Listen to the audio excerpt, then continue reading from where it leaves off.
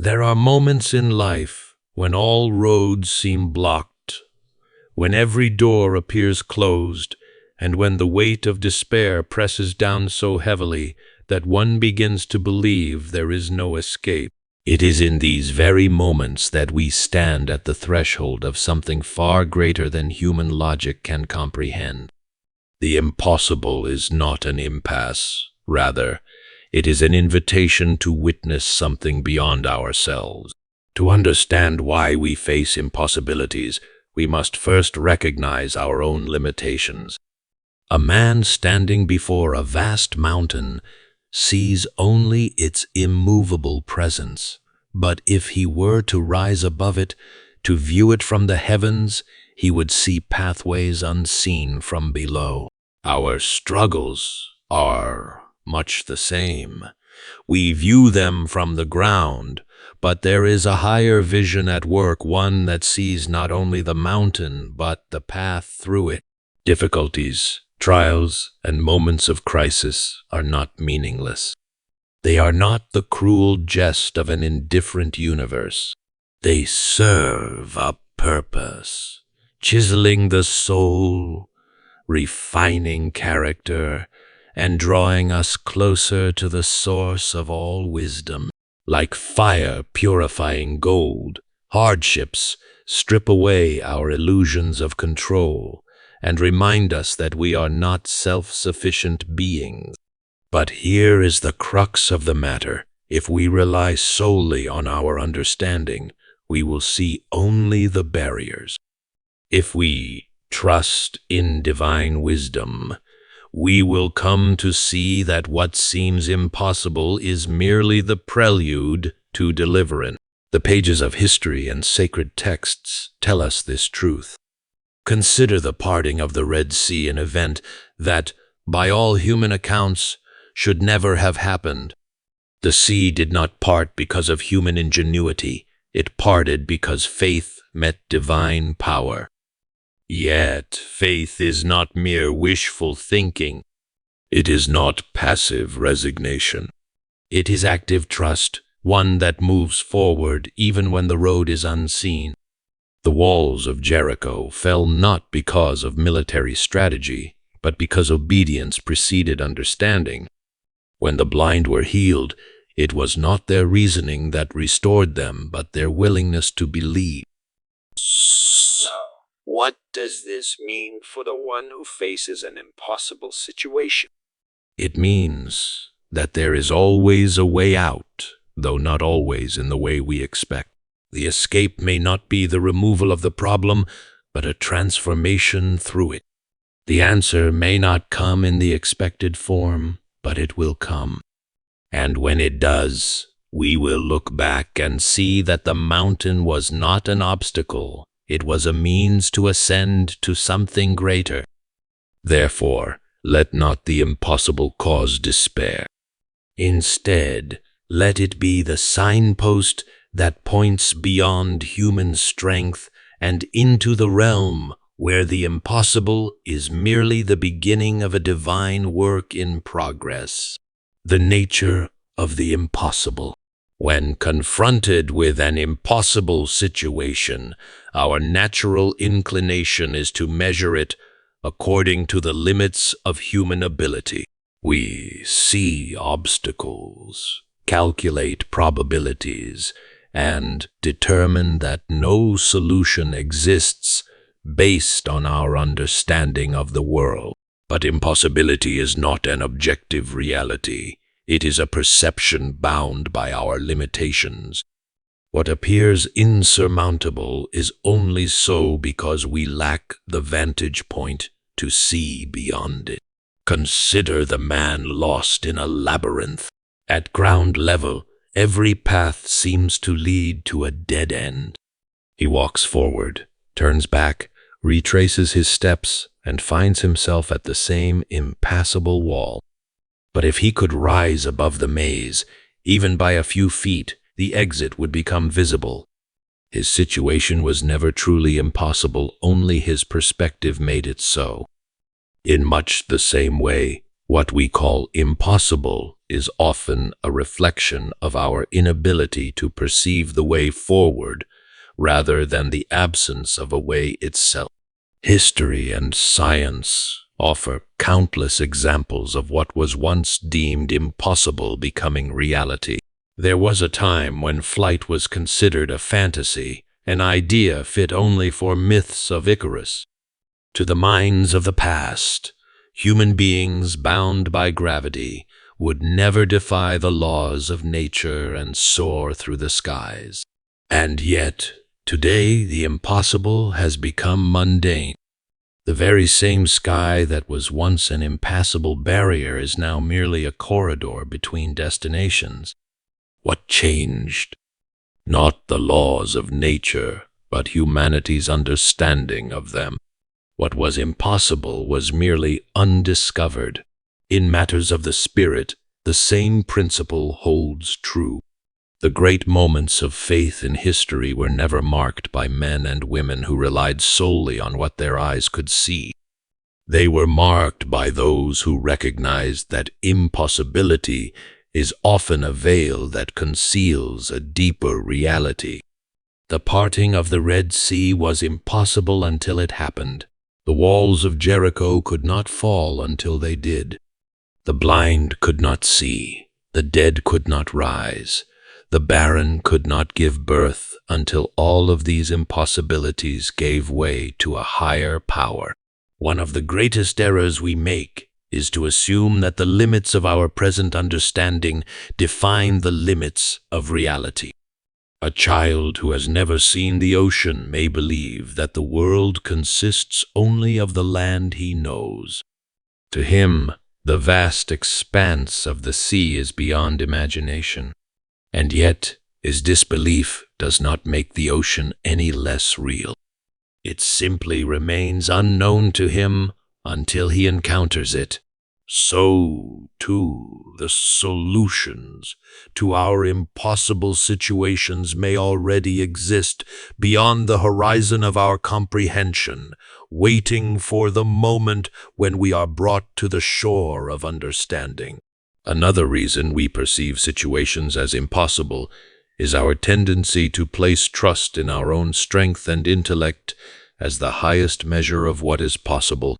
If we cannot solve the problem, we assume it cannot be solved. If we cannot see the way, we believe there is no way. This is the same error that leads a man to believe that the sun ceases to exist simply because he has entered a cave. His inability to see it does not mean it is not shining elsewhere. The light remains. It is he who has stepped into darkness. Likewise, the fact that we do not perceive a solution does not mean a solution does not exist.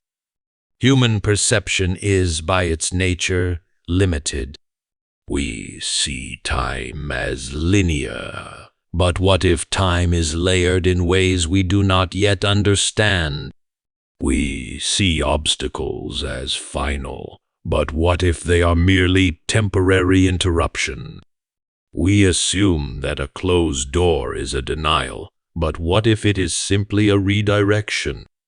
If our understanding of what is possible is built only upon what we can grasp, we are like the man who refuses to believe in the wind simply because he cannot see it, though he feels its presence all around him. The impossible often serves a purpose beyond its immediate challenge. If every problem were easily solvable, we would have no need for growth, no need for deeper wisdom, no need for trust beyond ourselves.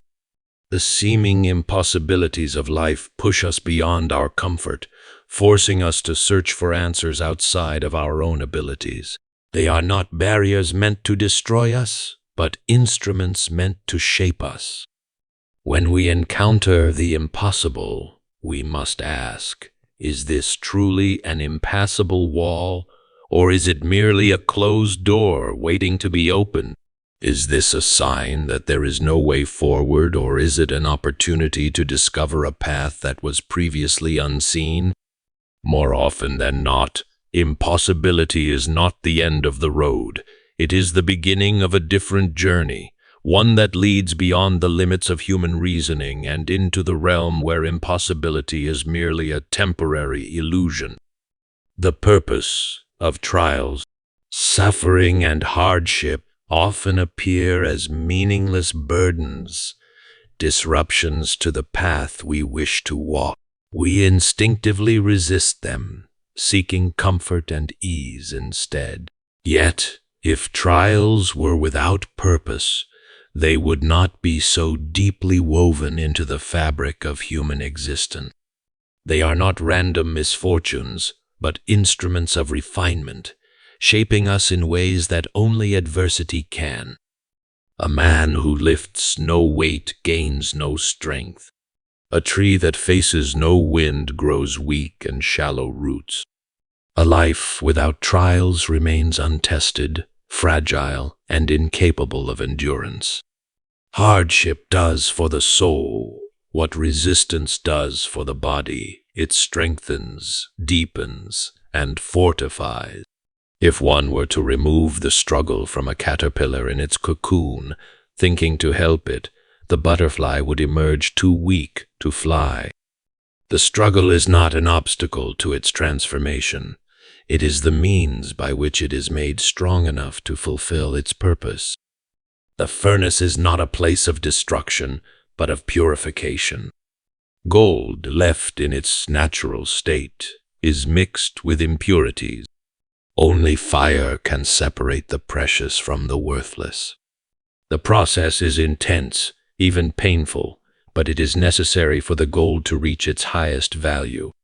Trials serve the same purpose in human life, burning away selfishness, pride, and fear, leaving behind a refined character. It is not the comfortable moments that reveal who we truly are, but the difficult ones. A person may appear patient when life is smooth, but true patience is revealed when frustration presses in from all sides. A person may claim to have faith, but faith is tested when circumstances seem hopeless. Pain often forces a re-evaluation of priorities. When all is well, we become complacent, assuming life will continue as it always has. But trials shatter illusions of control, reminding us of what truly matters. A man who nearly drowns does not waste time on trivial concerns when he reaches the shore. He values breath, life, and time in a way he never did before. Suffering has a way of stripping away distractions, bringing clarity to what is essential.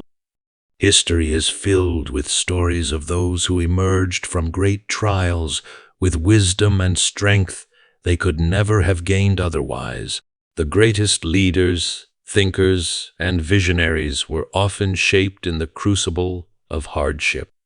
A life free from difficulty may seem desirable, but it often produces shallowness, whereas suffering deepens both character and understanding. The soldier who has never faced battle cannot understand courage as the one who has stood on the field. The musician who has never struggled through failure cannot appreciate the beauty of mastery. Trials reveal dependence. We like to believe we are self-sufficient, but hardship reminds us of our limits. When resources fail, when solutions escape us, we are confronted with the reality that we are not in control. This is not a cruel realization, but a liberating one.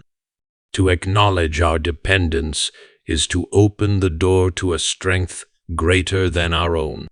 A child does not fear when his father holds his hand in the storm. He may not understand the wind and the rain, but he knows he is not alone. Pain also creates empathy.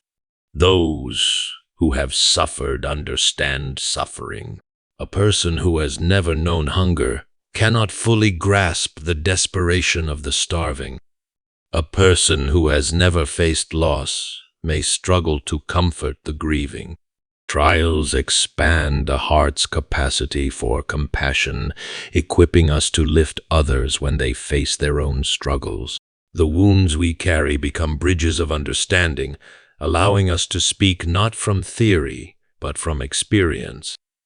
Adversity forces growth. A seed left on a shelf remains a seed, but when buried in the earth, in darkness and pressure, it breaks open and begins to grow. The process is unseen, slow, and difficult, yet necessary for the seed to become what it was meant to be.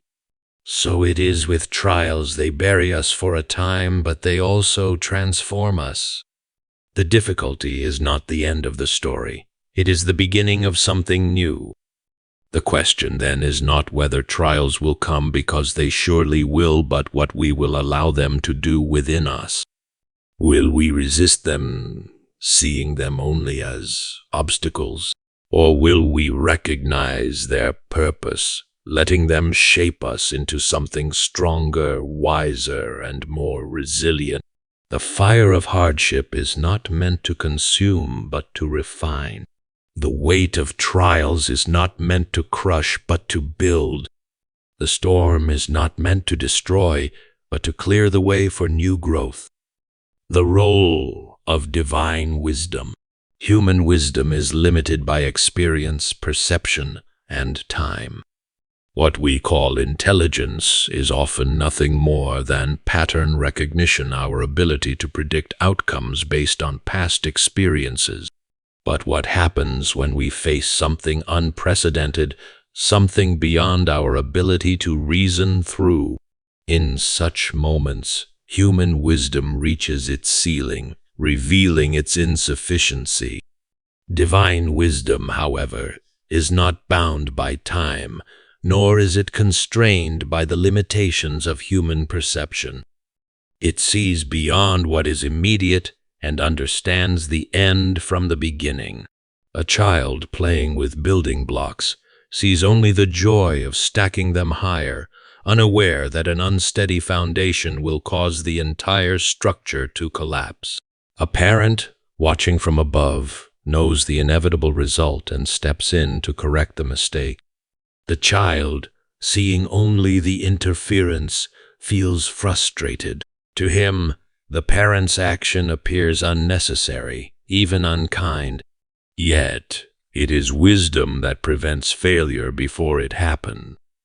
In much the same way, divine wisdom operates beyond human understanding, often disrupting plans that would have led to ruin. What seems like a denial is often a redirection toward something better. A traveler lost in the woods may follow the path that seems most open, assuming it leads to safety. Yet, the most inviting road may lead to a dead end, while the overgrown path, difficult and unappealing, may be the only way out. If the traveler refuses guidance, insisting on his own understanding, he may never escape the forest. Divine wisdom often calls us down roads that seem counterintuitive, paths that do not align with our immediate desires, but lead to our ultimate good. The difference between human and divine wisdom is not only a matter of knowledge, but also of perspective. Imagine a tapestry viewed from the back. The threads appear tangled, chaotic, and without purpose. But from the front, every thread has its place, forming a beautiful design. We live on the side of the tapestry where disorder seems to reign, but divine wisdom sees the full picture. The very events we perceive as random, painful, or unfair are often the necessary threads in a greater masterpiece. Time itself reveals the limits of human wisdom. Throughout history, what one generation considered absolute truth was often overturned by the discoveries of the next. People once believed the earth was flat, that disease was caused by evil spirits, that the sun revolved around the earth. These were not foolish men, merely men limited by the knowledge of their age. If history teaches anything, it is that human wisdom is ever-changing, frequently proven wrong, and always incomplete. What seems unquestionable today may be ridiculed tomorrow. Divine wisdom, on the other hand, does not change with time because it was never incomplete to begin with. Human wisdom often demands immediate answers. It seeks to understand everything before taking action, refusing to move without full certainty.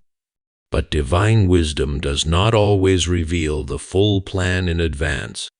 It calls for trust before comprehension. When a captain sets sail, he does not demand to see the distant shore before leaving the harbor. He navigates by the stars, trusting the route even when the land is beyond sight. Divine wisdom works in the same way, guiding step by step, revealing only what is necessary for the moment, asking for trust rather than full understanding. What seems foolish to human reasoning is often the very wisdom that leads to salvation.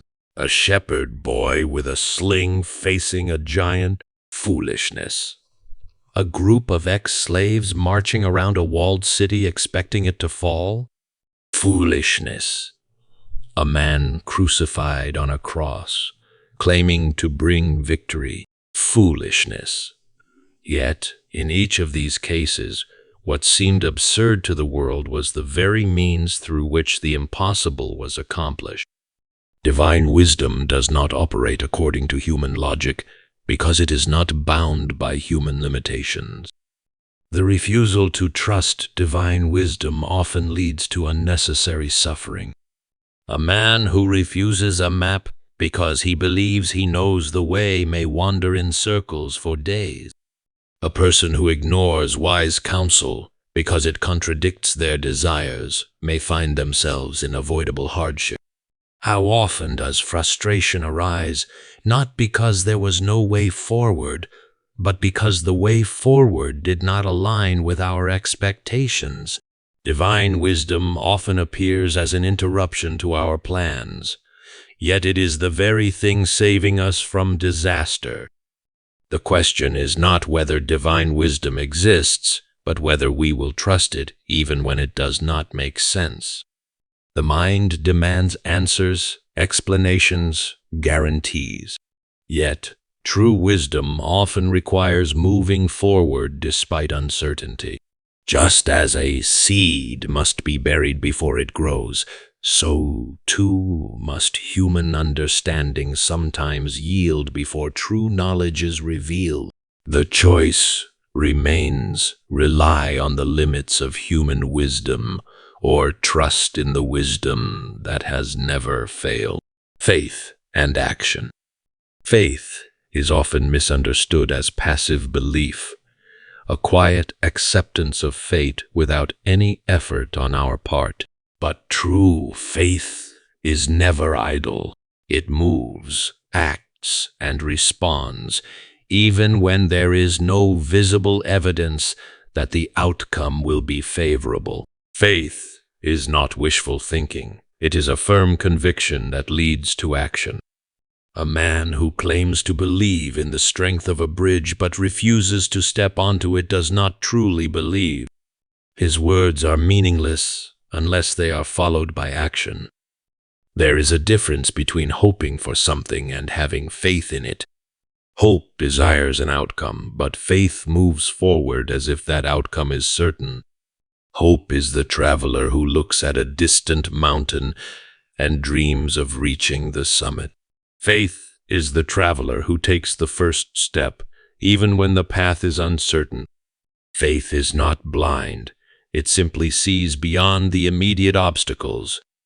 It recognizes that the unseen is just as real as the seen, and that the impossible is often only a limitation of human understanding. Many wait for certainty before they act, believing that if something is meant to be, it will happen without their effort. But faith does not wait idly. It steps forward before the waters part, before the walls fall, before the miracle occurs. The priests carrying the Ark of the Covenant did not wait for the Jordan River to stop flowing before they crossed. They stepped into the water first, and only then did the river part.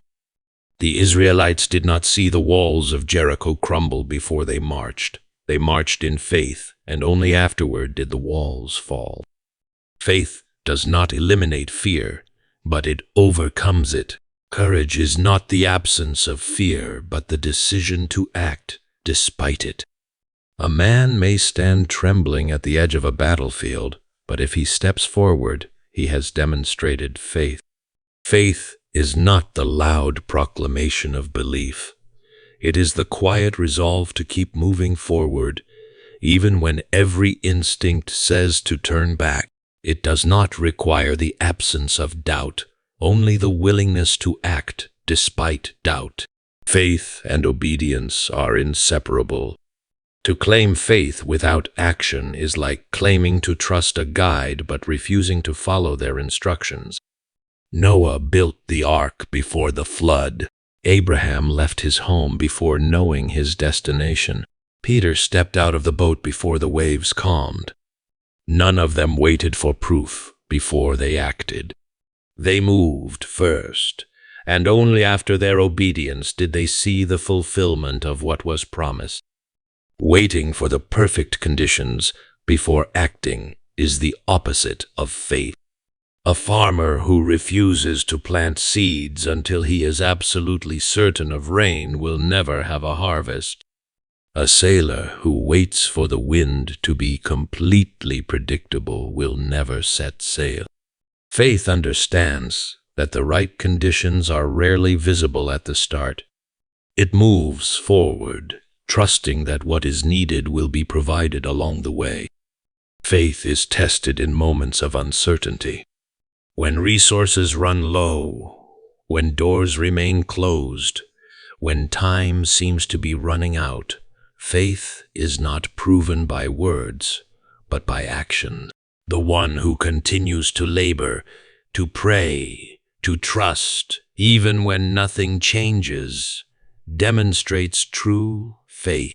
The outcome is not always immediate, but faith does not measure success by instant results. It perseveres, knowing that the answer will come in its due time. Doubt and hesitation are natural, but inaction leads to stagnation. The man who stands at the shore afraid to step into the water will never know what lies beyond. The one who refuses to take risks because failure is possible will never achieve anything of value.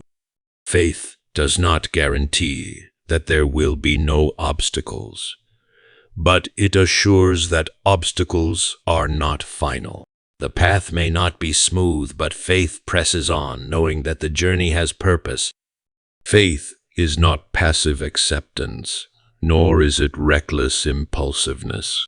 It is neither standing still in fear nor rushing forward without wisdom.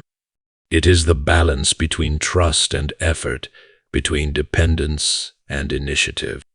The farmer plants the seed, trusting that the sun and rain will do their part. The sailor raises the sails, believing that the wind will come. The believer moves forward, knowing that the impossible is only impossible until it is done.